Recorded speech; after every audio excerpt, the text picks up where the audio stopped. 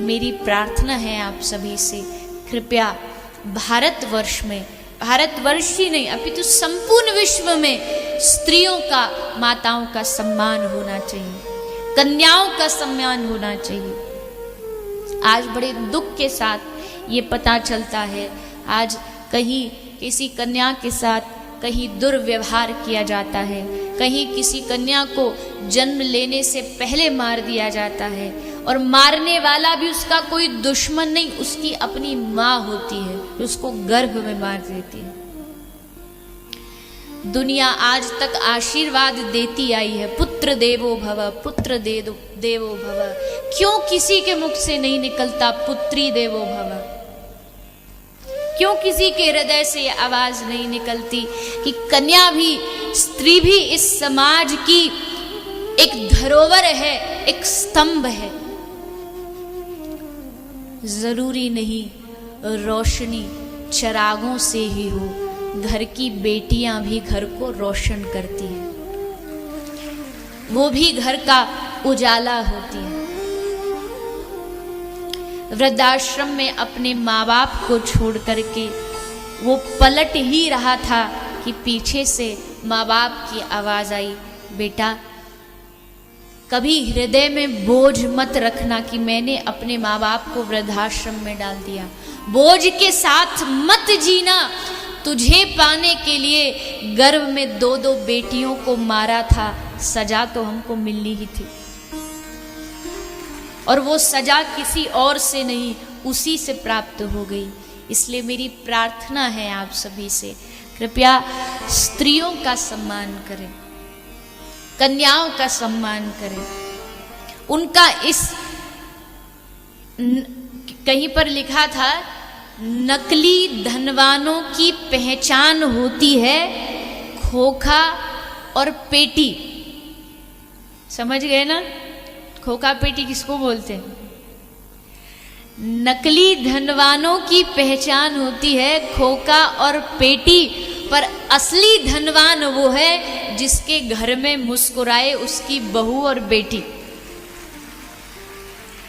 समझ लो, ये असली धनवान है, इसके घर में संपत्ति का भंडार। बहू को भी बेटी जैसा समझो।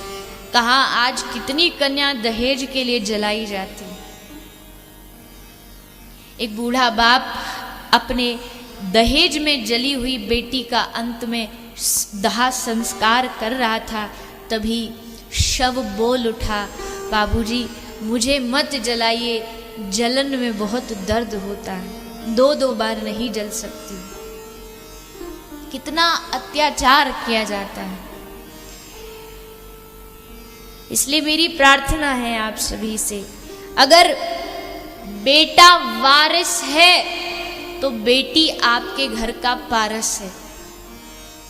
अगर बेटा आपके घर का मान है तो बेटी आपका गुमान है। अगर बेटा आपका वंश है तो बेटी आपका अंश है। बेटा अगर आन है तो बेटी आपकी शान है। बेटा आपका तन है तो बेटी आपका मन है। बेटा संस्कार है तो बेटी आपकी संस्कृति है। अगर बेटा दवा है तो बेटी आपकी दुआ है। अगर बेटा शब्द है तो बेटी अर्थ है। और अगर बेटा गीत है तो बेटी आपकी संगीत है।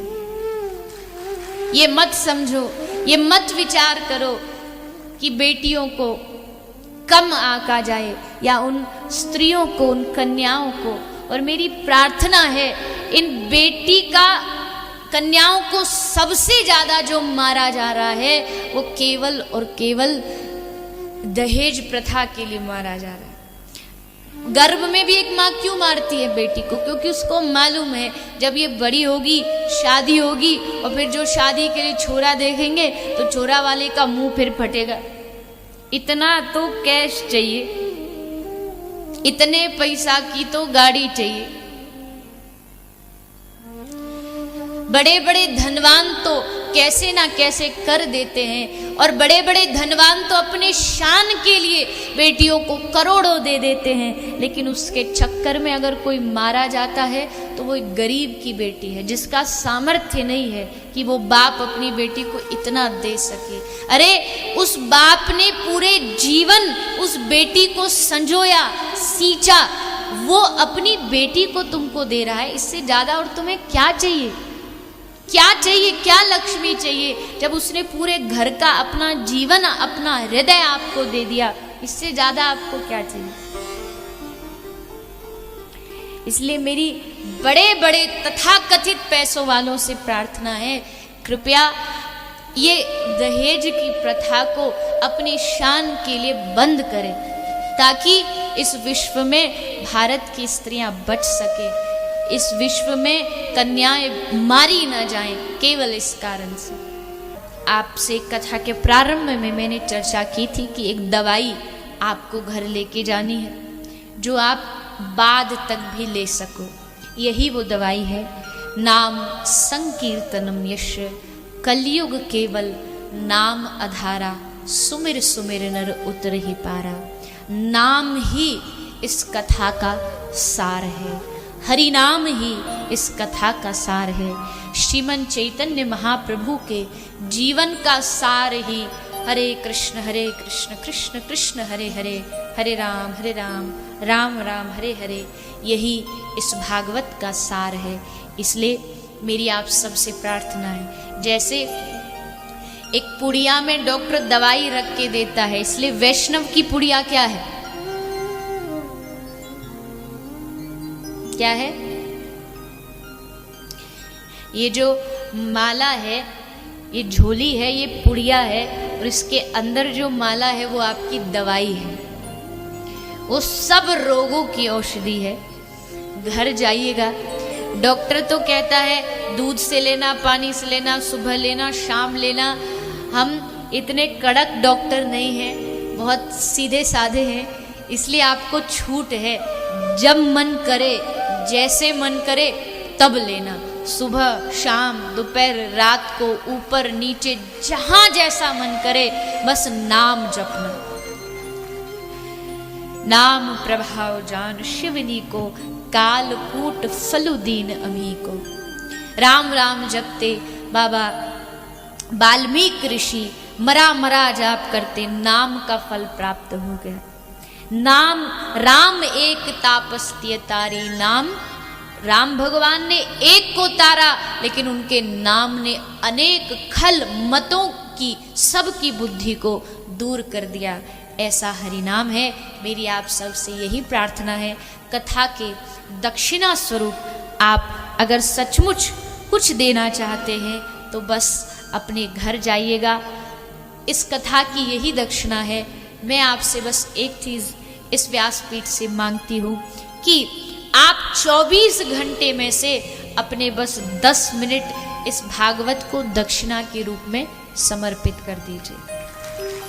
10 मिनट में करना सिर्फ इतना है, माला लीजिएगा, माला लेके उस पर एक माला हरि नाम की, महामंत्र जो हम बोलते हैं हरे कृष्ण, आपके गुरु कोई मंत्र दिए हो तो उस मंत्र को जाप करिए, जिसके गुरु नहीं है महामंत्र का जाप करिए। एक माला नित्य प्रति इस कथा की दक्षिणा स्वरूप आप समर्पित करिए। अगर एक भी व्यक्ति ने इस कथा की दक्षिणा को समर्पित किया तो समझ लीजिएगा आपकी कथा सफल हो गई। कथा की सफलता इस बात से नहीं होती कितनी भीड़ थी, इस कथा की सफलता इस बात से नहीं होती कि इंतज़ाम कैसे थे, अरेंजमेंट्स कैसी थी। कथा की सफलता इस बात से भी नहीं होती कि लाइव थी कि नहीं थी, माइक कैसा था, टेंट कैसा था, पंडाल कैसा था। पहचान है कि तुम्हारा दिल कैसा था, तुम्हारा भाव कैसा था। आपका भाव, आपकी श्रद्धा को मेरा प्रणाम है। झांसी की धरती पर आकर के कथा को आप सबने बड़े ही भाव से, बड़े ही श्रद्धा से, बड़े ही अनुशासन के साथ श्रवण किया। इस वीरांगना की भूमि महारानी लक्ष्मीबाई की इस धरती पर आके कथा सुनाने में बड़ा ही आनंद का अनुभव हुआ। आप सब भक्तों के सानिध्य में 7 दिन बड़े ही आनंद से इस कथा को हम सब ने श्रवण किया।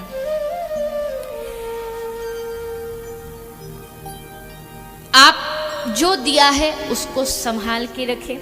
मैं ये नहीं कहती पूरा समाज सुधरे, लेकिन एक व्यक्ति भी अगर इस कथा से बदल जाए तो कथा सफल हो जाती है।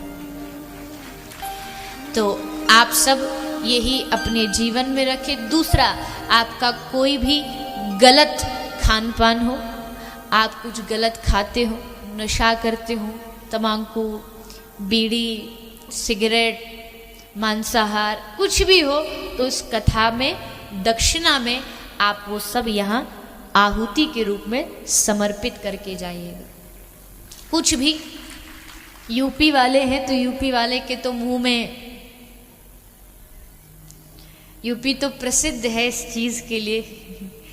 किसी ने कहा यूपी वालों के लिए तो एक रिंग ट्यून होनी चाहिए। जब आप किसी को फोन मिलाते ना तो आता है कृपया थोड़ी देर बाद डायल करें, वो व्यक्ति व्यस्त है। तो यूपी वालों के लिए डायल करना चाहिए कृपया थोड़ी देर बाद करें, अभी उनके मुंह में तम्बाकू है।